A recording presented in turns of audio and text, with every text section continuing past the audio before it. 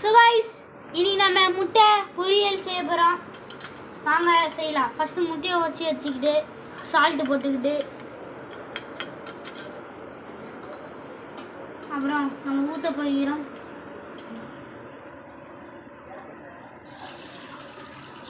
Okay guys, ஒரு வழியாக ஊற்றியாச்சு.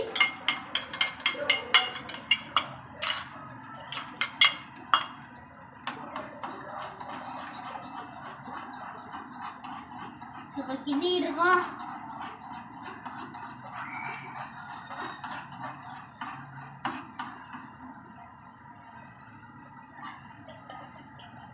நல்லா கிண்டணும். அப்போ தான் முட்டை பொரியல் மாதிரி வரும்.